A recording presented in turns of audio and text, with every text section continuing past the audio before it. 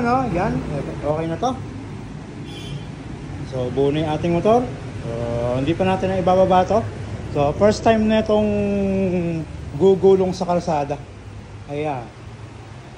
So, sa mga hindi updated, so bali bumili tayo ng Aerox straight from casa.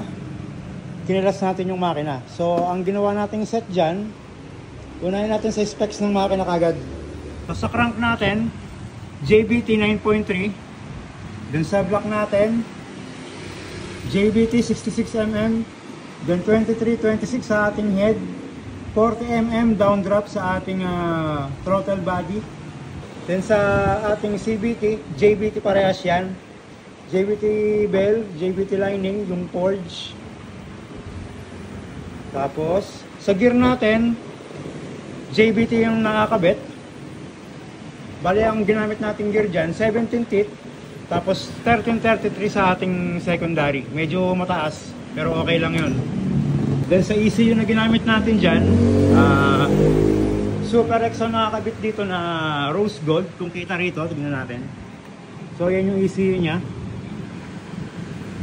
Eraser na rose gold. Then, ang settings natin sa fuel delivery, triple injector pala, sorry. So, sa fuel pump natin, nagpalit tayo ng 4.0 bar yun, ano. Then, ito yung ating injection system. Bali, stage siya. Triple injector ang settings natin. Dalawa sa labas, isa dun sa pinaka main. Ayun. So bali ang volume nito, dalawang 180 na injector. Tapos pag ganyan ang setup nyo, kailangan 4 holes lang yung injector nyo. Yeah. Then running pa tayo sa stock battery. Kasi wala pa yung eraser. Pero okay lang yan. Napapa-start naman natin kasi yung compression na ratio na ginawa natin dito is hindi mataas, nababa lang, kaya kahit stock battery i-start siya, pero lang sa i-boost baka hindi kaya ng battery na to. So magneto natin Soko, ayan, tapos pipe natin JBT clamp type. So naka-ready na, nakakabit na yung ating auto sensor. Ayan, bago yan, punta nasira yung isa natin. Then sa ating cooling system, ang gamit natin is pang Sniper 152, bali 350 ml na B-shape na Cardinals. Cardinals. Tapos may pan tayo dyan sa gilid, nasa loob. Bali ang ginamit nating pan, na-post ko rin naman yun, pang Sniper 155. Then sa accessories natin, wala pang masyadong accessories kasi nag-focus tayo sa makina. So, ito lang muna yung mga kinabit natin. Racing Boy, 17mm to. Tapos clutch perch na Racing Boy. Suspension natin, JBT suspension to. Tapos E2 Plus na rotor disc. Tapos R1 na caliper, yun, tagal kong inisip. Tapos bracket natin JBT rin para sa ganitong kalaking disc. So yun, ano pa ba? Sa likod RCB din na BD series ba tawag dito, yun. Then mags natin RCB na SP500. So sa electronics natin, ito yung race module 3 natin. Then ito yung iMode 5 natin. Hindi pa rin may kakabit kasi yung race switch natin wala pa. Tapos race panel wala pa rin. So papaanda rin muna natin ganyan yan. Kahit wala naman yung mga yon, wala namang silbi talaga sa totoong buhay yon. So under naman to kahit wala yung mga yon. So ang next natin, itatakbo na natin yun. So tara, takbo na natin to, i-break in na natin. Yun o. Yeah. Mic check. Gumagana ba yung mic? Tingnan natin monitor. Yes, gumagana. Ayan. Ayan, 0 odo tayo. Kita ba? Ayan o, Zero Odo. Yun, larga na tayo. Yun, sa mga gusto ng ganitong jersey oh. Moto X Racing yan. Available yan, PM lang kayo. Yo, the first start and first roll of the road. Yo, sana naririnig nyo yung pipe. Ganda ng tunog yung pipe.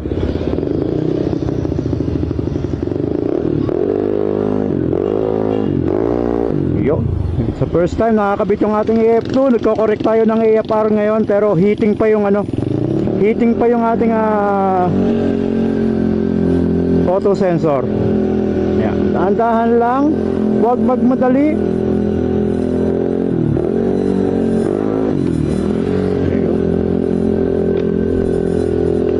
33k followers na pala tayo, hindi ko pa namamalayan. So, maraming salamat po sa mga sumubaybay at sa mga susubaybay pa. Ay yan, okay na. Bumabasa na yung ating AFR. Hindi lang kasi kita kasi ano pa tawag dito? Andito yung ano, yung Digi2. Engine temperature natin 50, malamig pa. So hindi pa to nagko-correct kasi magko-correct to sa 60. Pero ano hindi puputol-putol yung takbo.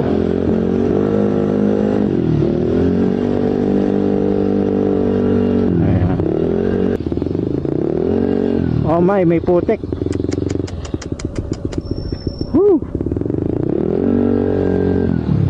That's the first putik. Yeah. Sigurado yun, may putik na sa ilalim yon. So bali yung mga stock parts na ito, hindi talaga tumakbo yun. Yan, testing na tayo. Woo! Woo!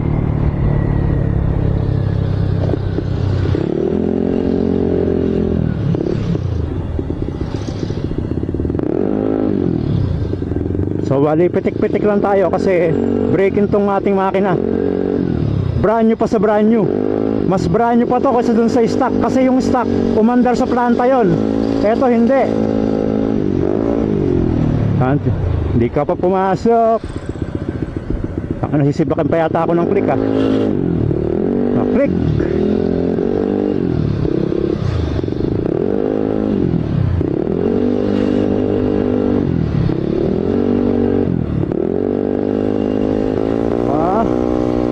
Full throttle siya. Woo! Woo! Sundot-sundot lang. Yun oh. Woo! Sarap. So sa bola natin 10-11 ang nakakabit para hindi biglang umihiyaw yung makina.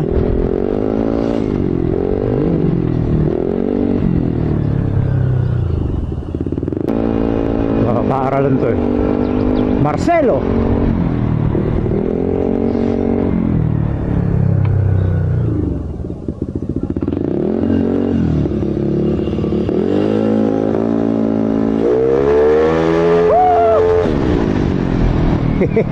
Nag-ingay sa eskwelahan si Gago.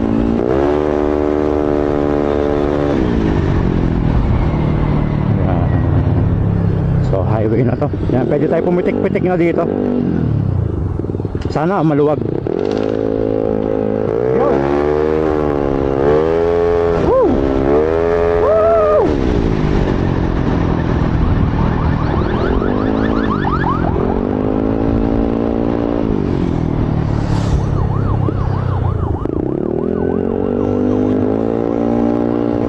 Traffic. It's trafficking.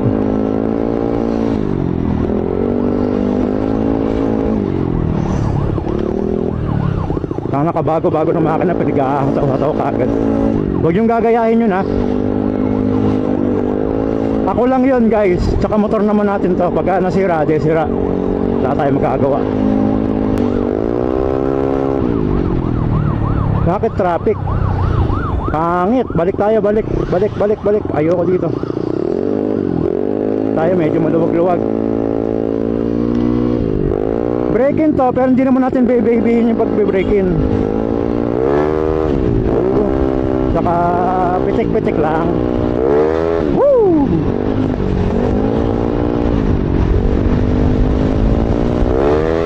Woo!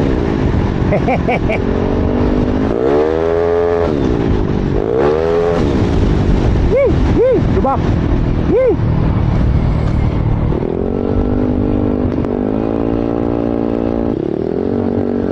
Na traffic din. Ito papunta ng Robinson to. Traffic. Pangit. Welcome to Malolos City, Bulacan sis. That's the trafficking. Human trafficking.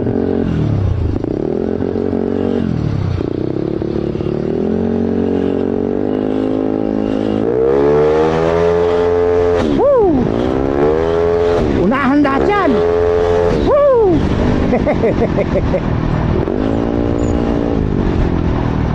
So yun, okay naman. Diretso na tayo ng break-in. Yan. So smooth naman yung andar. No vibration.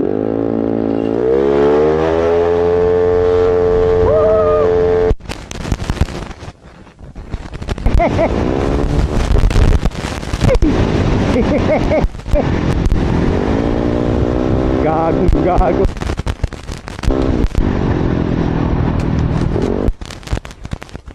So nagloloko na yung mic natin dito.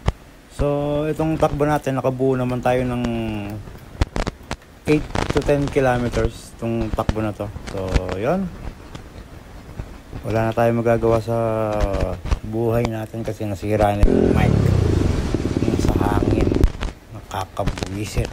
So hanggang dito lang yung video natin. So thank you and goodbye.